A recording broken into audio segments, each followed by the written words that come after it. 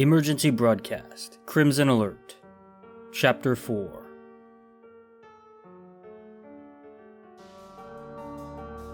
Chaos. That was what I found when I left my house. Chaos. There weren't burning cars or dead bodies littering the streets. Instead, numerous smoldering piles of ash were scattered around me. On one, there was nestled a pair of cracked spectacles, waiting for someone to pick them up. In another was a pair of small sneakers with the Superman shield on the side. It was impossible not to look indirectly at the sky as I walked through the streets, and what I glimpsed up there were scars, for lack of a better word.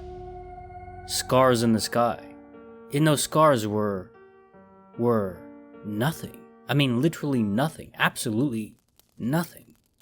Even seeing it in my peripheral vision, I felt like I would go mad just trying to comprehend what was on the other side of those scars.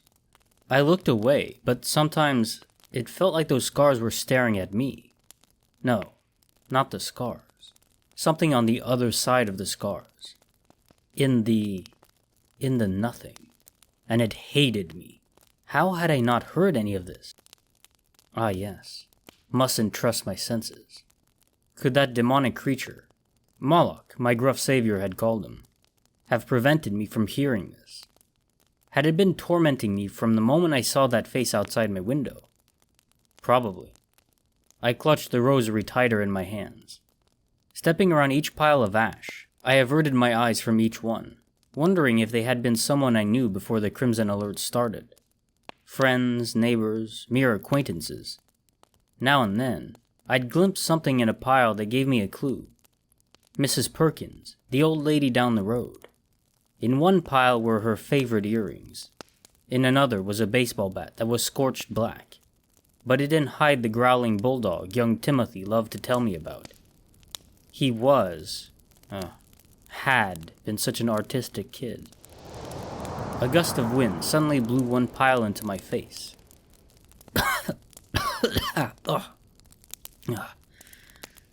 I coughed as hot ashes burned me and wafted into my nose, brushing them off my face and skin, rubbing my eyes. When I heard a footstep nearby, I paused and glanced over, then raised the baseball bat over my head. Mickey Mouse was staring right at me. He was missing a plastic ear and part of his face, and his friendly grin was covered in ash, blood, and what looked like bread. Below him was a human body, dressed in a menagerie of colors that made him look like a clown. A clown holding a rusty axe. Thick globs of blood dripped from the blade. Said an infantile voice from underneath the mask. Have you seen my shoe? I need my shoe. He was wearing two mismatched boots. When they began to move, I took a step back, my foot landing on the edge of an ash pile. I need my shoe, the infantile voice said again. Mommy's going to be mad with me if I don't find my shoe. I said, my eyes darting around the street, trying to think of anything I could do to avoid my blood ending up on that rusty blade. Then I pointed in a random direction. There. I saw your shoe over there. Mickey Mouse turned around, following my finger. His chest rose and fell with each heavy breath he took, and from this angle, I could make out the bald, crinkled, yellow patches of skin in his hair. As he turned back, I braced for his answer. Oh, he said slowly. Are you sure? Absolutely, yes. Yes, I said, nodding furiously. Quite sure. Thank you, Mickey answered. Then giggled, before turning in that direction and taking slow, shuffling steps. A song came from under the mask. There was a man who had a dog, and Bingo was his name. Bingo. I didn't wait for him to finish, and instead booked it, skirting or leaping around each ash pile. My face still stung from the pile which had blown into my face. I wondered who it had been, then shook my head of the curiosity. When I rounded the corner of the old chicken place, I ducked back around instantly, before peering out again. Just at the end of the street, I could see the unmistakable form of a tank, slowly moving towards me. The turret moved from side to side, the barrel like a dog's nose, sniffing for prey. When its treads crunched over a car, one of the headlights briefly flashed on before they were sucked in, revealing crimson stains on the tracks. Then the tank stopped, and the barrel slowly turned towards me. I froze when it lowered sharply, down its empty, basking cannon. Something was staring at me. I waited for it to fire. But instead, the tank turned away, barrel raising into the sky before it fired. The blast alone almost burst my eardrums and sent me staggering onto my back. As I moved back into a sitting position, I could hear the tank suddenly burst into life and rocket forward, rushing past me and plowing several cars out of the way, the barrel still trained at the sky. I got a text message afterwards. "Okay, stranger, don't mind me, but there's a small problem." "What?" I texted back, emptying my contempt into a single word. "Well, it's your girlfriend, Jenny. See, something's chasing her. She said it was like a goat man mixed with a bird, and after all the crazy shit that's happened, I believe it. Now, I assumed it wouldn't find her, but, well, I just looked outside. It's not outside our hiding place per se, but it was. Look, I don't know where it went, but it was carrying a dead dog in its talons, hands, claws, I don't know. I don't know what to call them. And if I'm not mistaken, that dog was sniffing the ground, a dead dog, trying to find a scent. Not the craziest thing I've seen tonight, but it's up there. What am I supposed to do?" I texted back. "Kill it, obviously. I haven't seen it since it passed by, but it's out there somewhere, and I'm sure it'll find us eventually.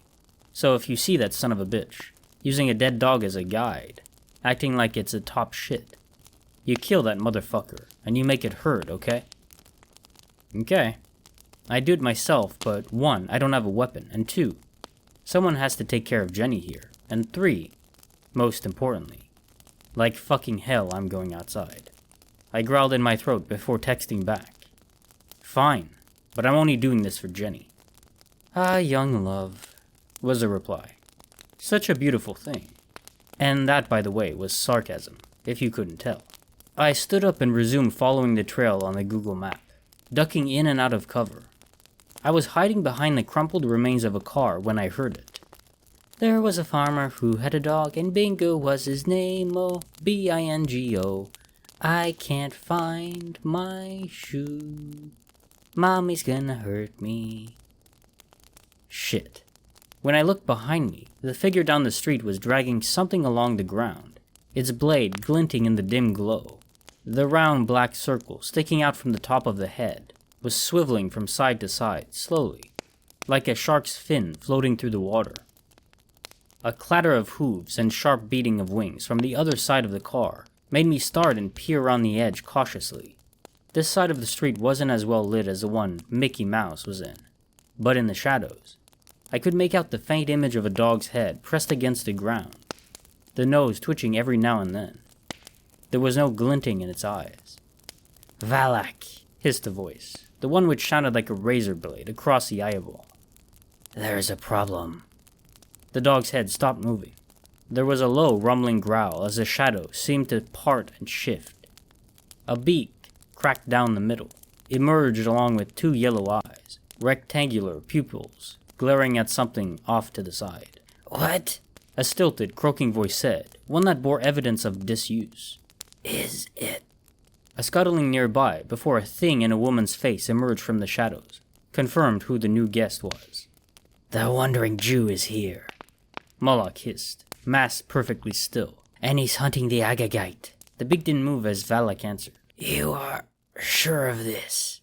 "Yes," Moloch hissed back. "I saw him of my own eyes, and barely escaped with my shell intact.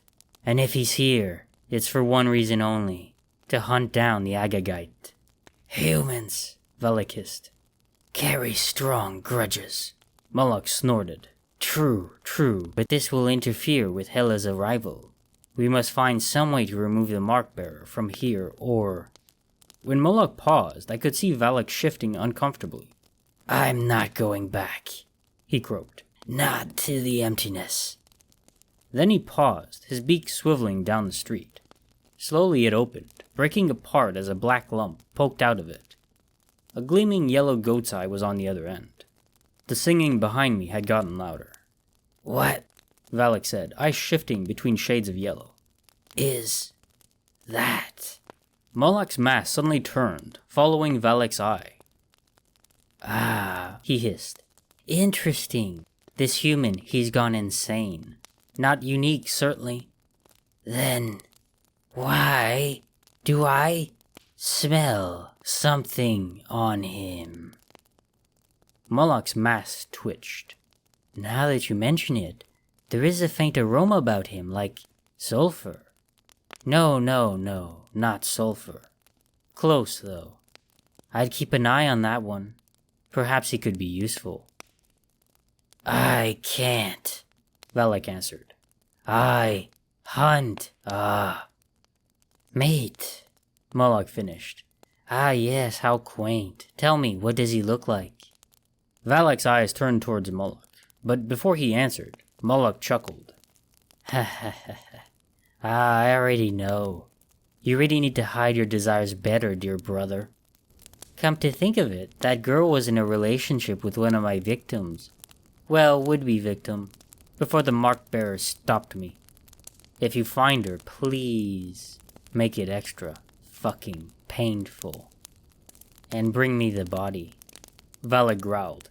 "No promises, brother." Moloch just grunted and scurried away. Valak's eyes turned back down the street at Mickey Mouse. Then he fully emerged from the shadows, revealing a massive lean shape, with 2 sickly wings covered in fur, and feathers protruding from the back.